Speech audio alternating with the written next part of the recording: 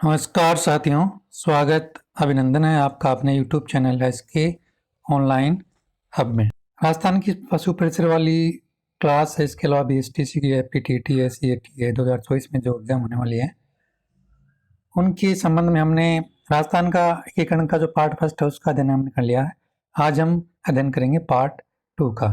तो आज ज़्यादा भाषणबाजी न करते हुए सीधे चलते हैं अपने प्रश्न की तरफ। अगर आपको वीडियो अच्छी लगे तो आप सब्सक्राइब कर लेना। आज हम राजस्थान का जो तृतीय चरण था संयुक्त राजस्थान, उसका हम अध्ययन करेंगे। इससे पहले के जो 2 चरण थे उसका हमने पहले वाले जो पार्ट फर्स्ट उसमें अध्ययन कर लिया है। अब आज मैं सबसे पहले आपके सामने राजस्थान का जो एकीकरण हुआ था उसकी जो प्रधानमंत्री बने थे उसकी ट्रिक देने जा रहा हूँ। इस ट्रिक से आप सभी जो चरण हैं, जितने भी चरण हैं जिनमें प्रधानमंत्री बने थे, उन सभी के जो प्रधानमंत्री वो आप एक साथ याद रख सकते हैं। तो अपनी ट्रिक है शोभा, गोकू, माणी, हीरा, हीरा, एक हीरा और रह गया यहाँ पे। यानी 6वें चरण तक जो राजस्थान का एकीकरण हुआ था उसमें 6वें चरण तक जो प्रधानमंत्री थे वो हीरालाल थे। अब आपका जो पहला चरण है वो था मत्स्य सिंह। मत्स्य सिंह के प्रधानमंत्री थे आपके, शोभा से हो गया आपका शोभाराम कुमावत। शोभाराम कुमावत ये हो गया आपका मत्स्य सिंह का प्रधानमंत्री। फिर आता गोकू। गोकू हो गया आपका दूसरे चरण का। दूसरे चरण का मतलब राजस्थान संघ का प्रधानमंत्री कौन था? गोकुल लाल असावा। गोकुल लाल असावा, ये प्रोफेसर गोकुल लाल असावा थे राजस्थान संघ के प्रधानमंत्री। फिर आता आपका माणी। माणी से हो गया माणिक्य लाल वर्मा। माणिक्य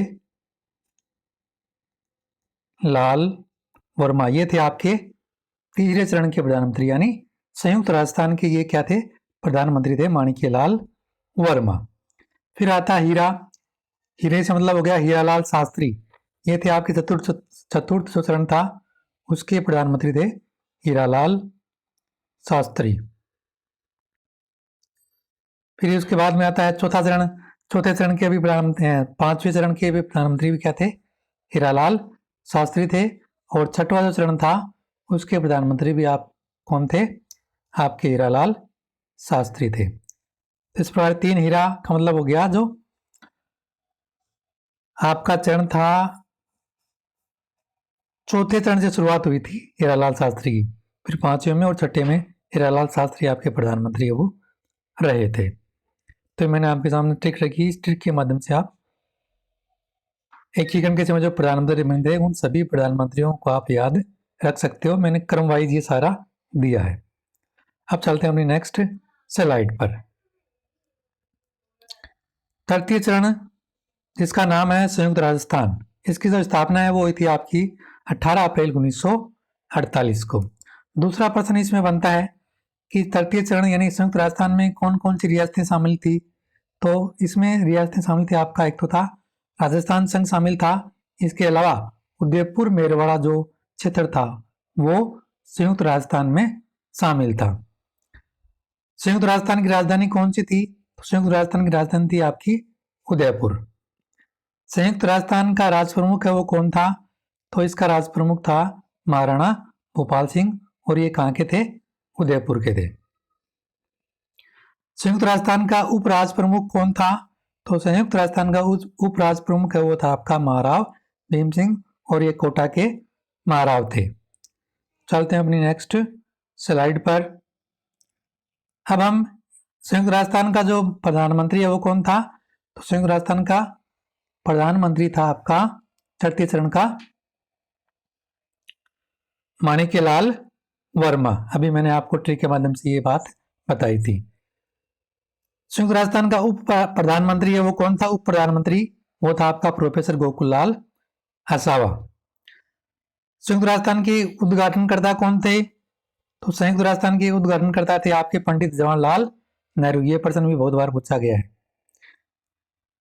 अब आता है अगला प्रश्न इसमें कि संयुक्त राजस्थान का क्षेत्रफल कितना था? तो संयुक्त राजस्थान का क्षेत्रफल था आपका 27,977 वर्ग मील था। नेक्स्ट प्रश्न इसमें, संयुक्त राजस्थान की वार्षिक आय कितनी थी? तो संयुक्त राजस्थान की वार्षिक आय थी 3.16 करोड़। अगला प्रश्न इसमें कि संयुक्त राजस्थान की जनसंख्या कितनी थी? ये जनसंख्या थी आपकी 42,60,918। चलते हैं अपनी नेक्स्ट स्लाइड पर।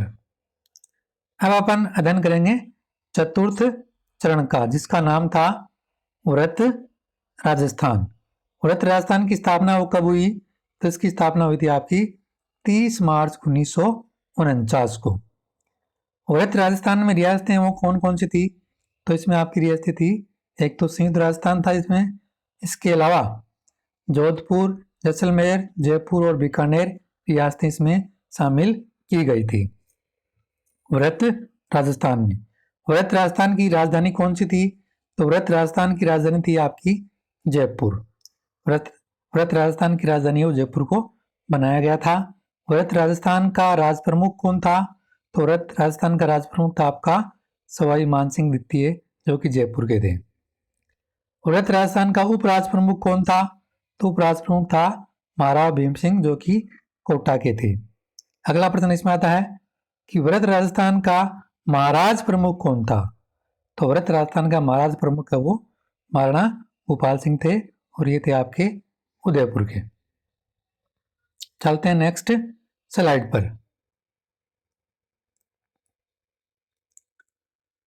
व्रत राजस्थान के प्रधानमंत्री कौन थे? तो प्रधानमंत्री थे आपके हीरालाल शास्त्री। प्रधानमंत्री कौन थे?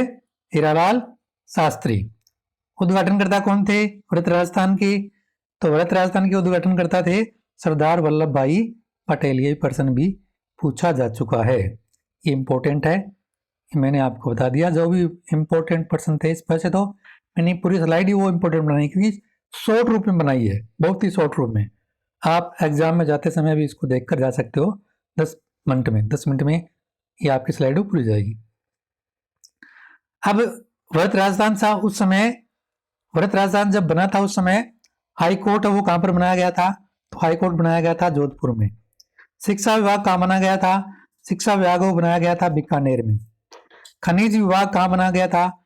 खनिज विभाग वो बनाया गया था आपका उदयपुर में। इसके अलावा कृषि विभाग कहां बनाया गया था? कृषि विभाग बनाया गया था भरतपुर में। और राजस्थान दिवस वो कब मनाया जाता है? राजस्थान दिवस मनाया जाता है आपका 30 मार्च को। ये भी बहुत बार पूछा जा चुका है आपका एग्जाम्स में। चलते हैं अपनी नेक्स्ट स्लाइड पर। इसमें अपन अध्ययन करेंगे पंचम चरण का, जिसका नाम था आपका संयुक्त व्रत राजस्थान। इसकी स्थापना हुई थी आपकी 15 मई 1949 को। और इसमें रियासतें कौन कौन सी शामिल थी? तो इसमें रियासतें थी आपकी, एक तो व्रत राजस्थान था, इसके अलावा प्लस इसमें मत्स्य संघ था शामिल था, और मत्स्य संघ को इसमें शामिल किया गया था शंकर राव देव समिति की सिफारिश पर। संयुक्त व्रत राजस्थान का जो राज प्रमुख कौन था? इसका राज प्रमुख था आपका मानसिंह द्वितीय, ये जयपुर के थे। इसके अलावा इसका प्रधानमंत्री कौन था? संयुक्त व्रत राजस्थान का प्रधानमंत्री था आपका हीरालाल शास्त्री। संयुक्त व्रत राजस्थान की राजधानी जयपुर को बनाई गई थी। संयुक्त व्रत राजस्थान का जो राजस्व मंत्री है वो बनाया गया था आपका शोभाराम कुमावत को। ये प्रश्न भी पूछा जा चुका है पहले की जो एग्जाम्स हुई है, ये आपके लिए इंपॉर्टेंट है। अगला प्रश्न इसमें बनता है कि संयुक्त व्रत राजस्थान का महाराज प्रमुख कौन था? तो महाराज प्रमुख था इसमें भूपाल सिंह, और ये उदयपुर के महाराणा थे। अगला चरण आता है अपना छठा चरण, जिसको हम जानते हैं राजस्थान संघ के नाम से। इसकी स्थापना हुई थी 26 जनवरी 1950 को, और इसकी राजधानी थी आपकी जयपुर को बनाया गया था। इसका महाराज प्रमुख था आपका उदयपुर महाराणा भूपाल सिंह। राजस्थान संघ का राज प्रमुख कौन था? तो इसका राज प्रमुख था आपका जयपुर महाराजा मानसिंह द्वितीय। राजस्थान संघ के प्रधानमंत्री कौन थे? तो इसके प्रधानमंत्री थे हीरालाल शास्त्री। अगला प्रश्न इसमें बनता है कि राजस्थान संघ में कौन कौन सी रियासतें शामिल थी? तो इसमें एक तो संयुक्त वृत्त राजस्थान शामिल था, इसके अलावा इसमें सिरोही की जो आबू और देलवाड़ा जो तहसील है उसको छोड़कर सिरोही को इसमें मिलाया गया था। अब आता है राजस्थान का 7वां चरण, जिसको हम राजस्थान के नाम से जानते हैं।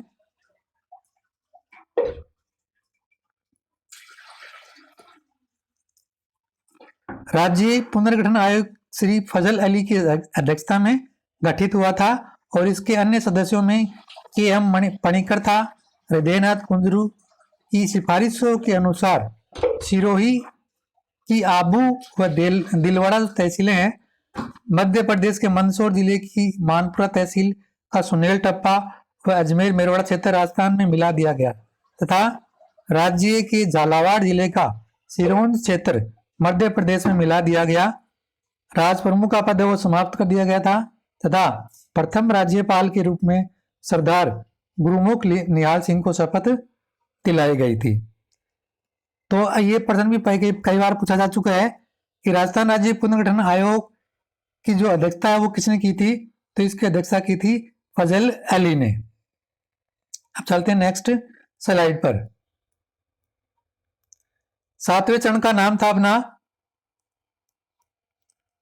वर्तमान राजस्थान। इसकी स्थापना हुई थी 1 नवंबर 1956 को और इसकी राजधानी थी जयपुर को इसकी राजधानी बनाया गया था। और 7वें चरण का जो वर्तमान राजस्थान बना था उसका राज्यपाल था सरदार गुरुमुख निहाल सिंह। स्वतंत्रता प्राप्ति के बाद राजस्थान की कौन सी श्रेणी में रखा गया? नहीं, स्वतंत्रता प्राप्ति के बाद में राजस्थान को कौन सी श्रेणी में रखा गया? तो राजस्थान को रखा गया था बी श्रेणी में। जोधपुर राजा हनुवंत सिंह जोधपुर रियासत को एक स्वतंत्र इकाई के रूप में रखना चाहते थे।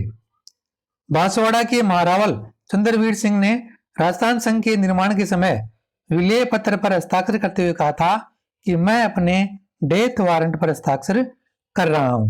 कई बार जो कथन है वो भी पूछ लिए जाते हैं, तो ये कथन भी इंपॉर्टेंट है, ये पूछा जा सकता है।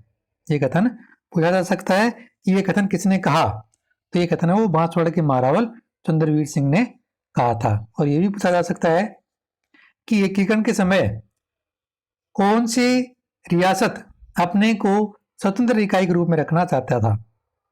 तो जोधपुर का राजा जो हनुवंत सिंह था वो एकीकरण के समय जोधपुर को एक स्वतंत्र इकाई के रूप में रखना चाहते थे।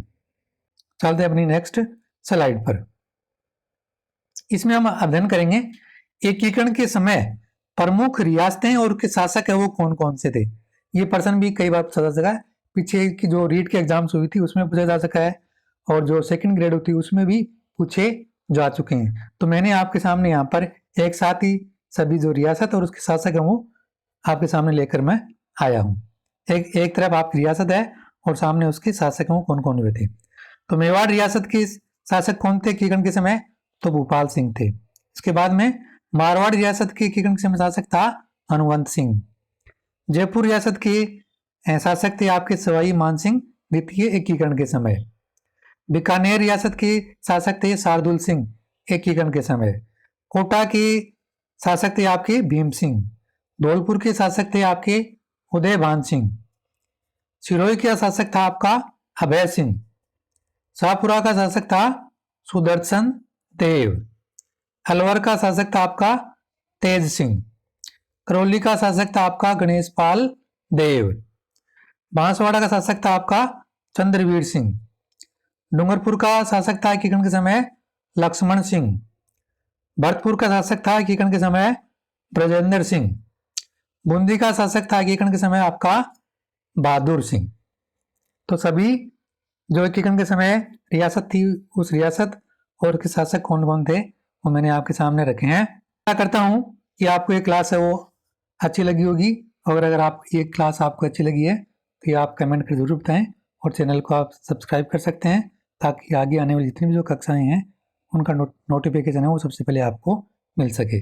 वीडियो देखने के लिए आप सभी का धन्यवाद।